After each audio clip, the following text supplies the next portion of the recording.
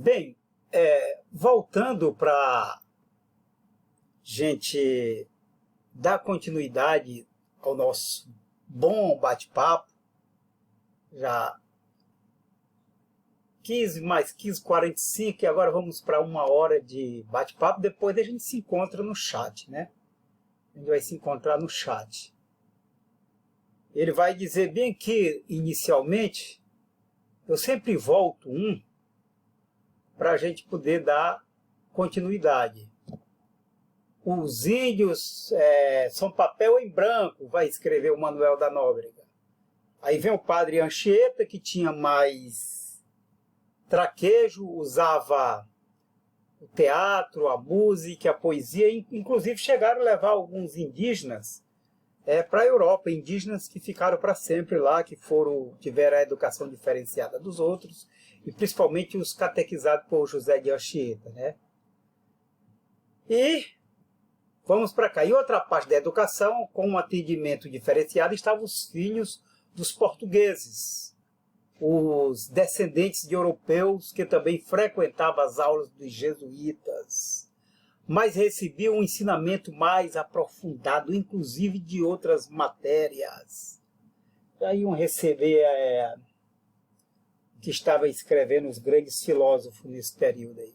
O conhecimento repassado aos alunos não se restringia à propagação do ensino religioso e envolvia mais conteúdo voltado às letras. A diferenciação do ensino para este público privilegiado era um pedido que vinha de cima. De cima. Me lembrei do Zé Geraldo. Se vem querendo alguém consertar, vem logo a ordem de cima, pega esse idiota e enterra. Se ele não tiver culpa, bota a culpa nele. Se ele nunca fez nada errado, inventa que ele vai pegar a culpa, né? Quando alguém chega, o Caetano Veloso disse outro dia, quando alguém progressista começa a colocar as classes que viviam à margem da pobreza, sabe o que é a pobreza? Por isso que você vá sempre na margem, você está fora da estrada, na margem. Aí você está na pobreza, você não está nem na pobreza, é a margem da pobreza. Você está fora, pior do que ser pobre.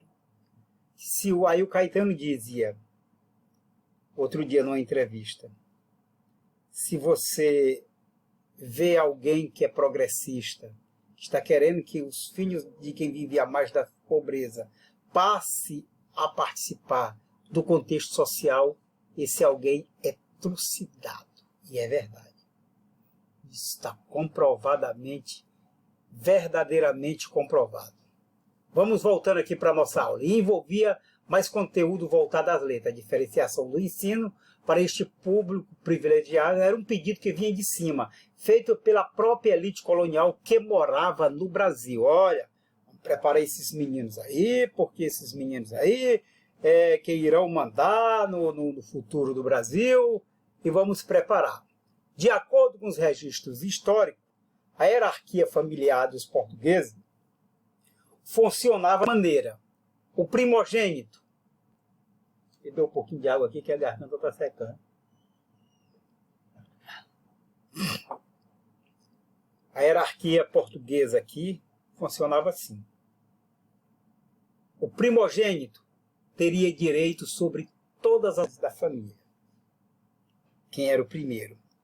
Ele ia ser o gerente, ele ia aprender a ler, escrever, ia estudar, mas ele teria o direito a todas as propriedades da família. O segundo filho era enviado aos colégios e possivelmente completaria os seus estudos superiores na Europa. Aí é quando nasce o que a gente chama, e que pouca gente informa sobre isso, a chamada cota do boi gordo. Embora nem se criasse muito ainda, mas era a cota do boi gordo. O que era que fazia?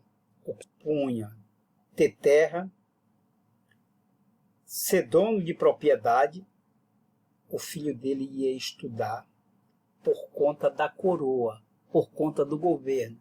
Ou ia para Recife, ou ia para a Europa. E estudava tudo de graça. Isso durou até 2002.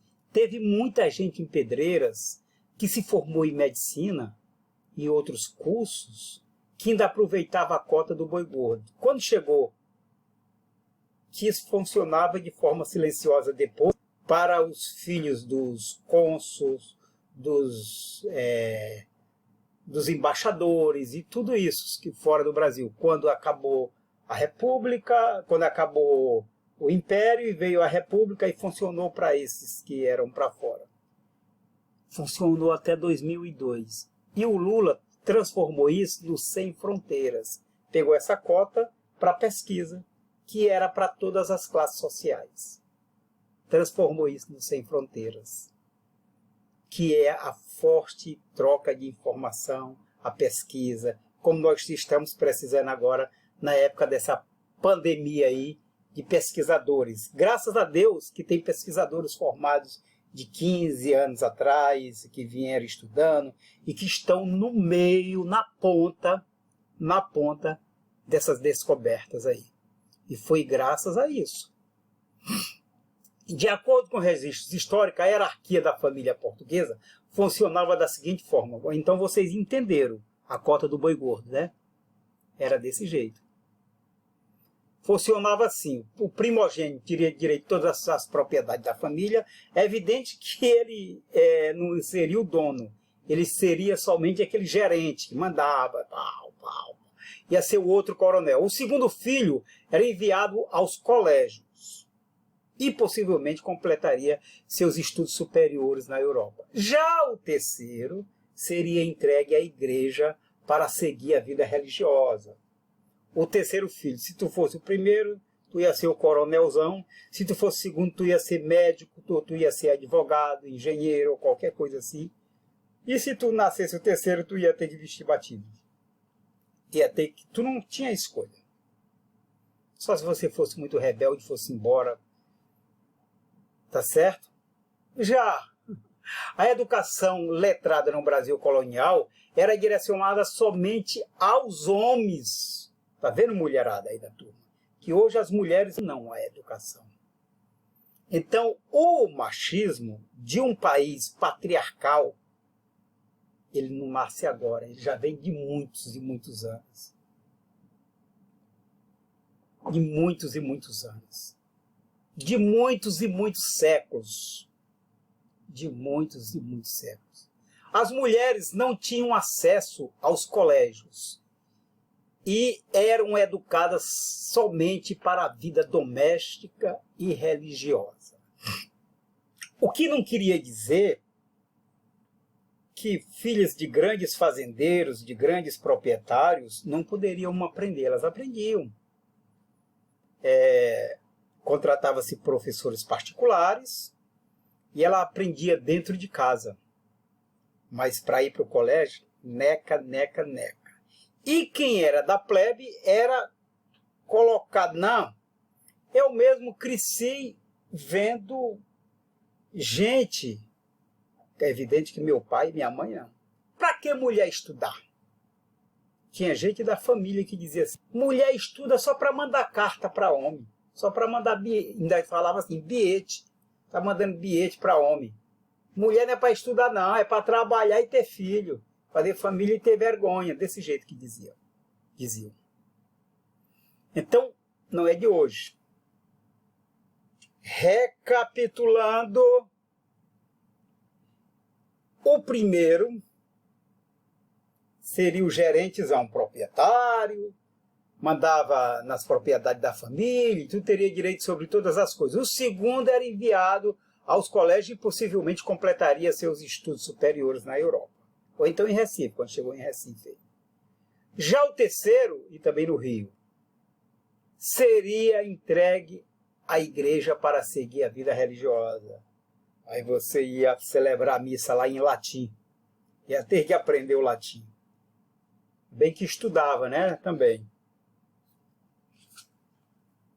As mulheres, o Brasil só dedicava a educação letrada no Brasil colonial, era direcionada somente aos homens.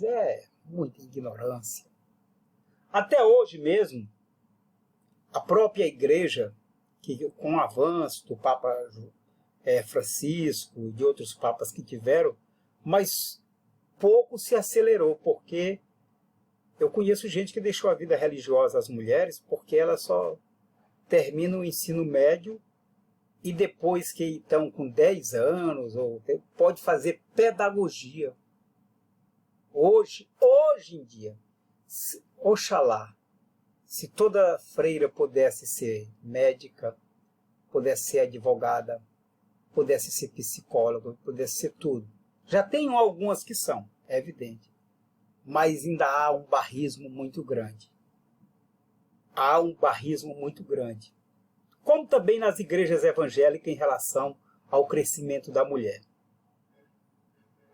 Estou nada contra a religião aqui. Só estou dizendo que as religiões, às vezes, determinam na vida das pessoas. Ainda que houvesse uma segregação clara entre ensinamentos repassados aos índios e aos filhos dos colonos, a educação jesuítica seguia ou tentava seguir um documento curricular, o Ratio Studiorum, elaborado em 1599. A diretriz curricular era a base do conteúdo pensado pela Igreja. No Ratio, que é um nome latim, constava o ensino da gramática média, da gramática superior, das humanidades, da retórica, da filosofia e da teologia.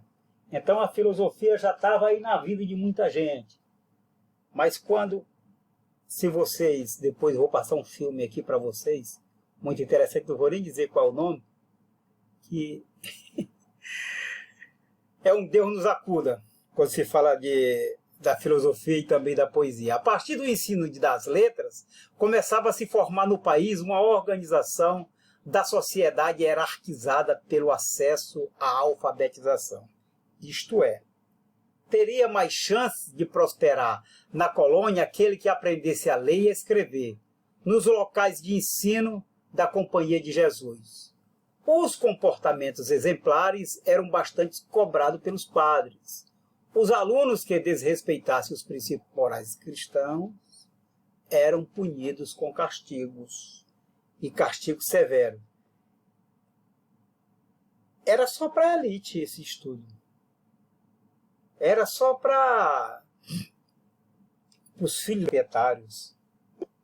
Não eram para os negros. Os negros eram proibidos de até cantar na lavoura, de até se pronunciar Quando chegava escravo, se chegasse uma família, o pai era vendido para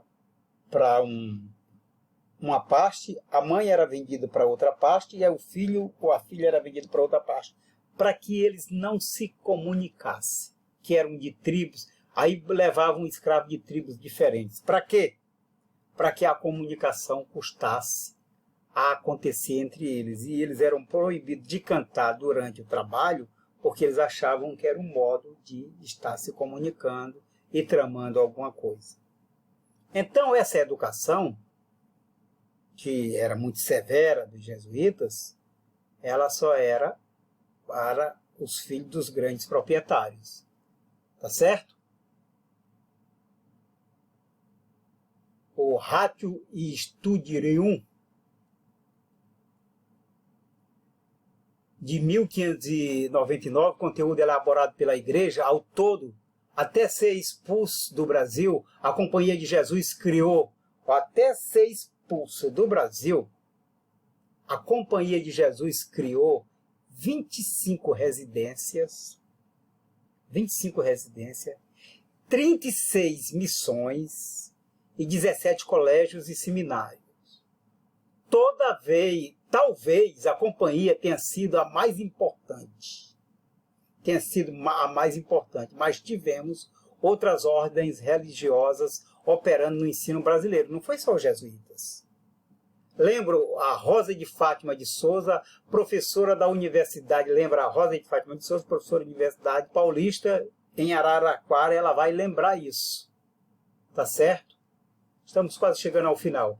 Em 1750, ano da assinatura do Tratado de Madrid entre Portugal e Espanha, e até então confortável situação da Companhia de Jesus no Brasil, começou a se deteriorar. A gente vai dizer isso na outra aula. A gente se encontra no chat daqui a pouquinho.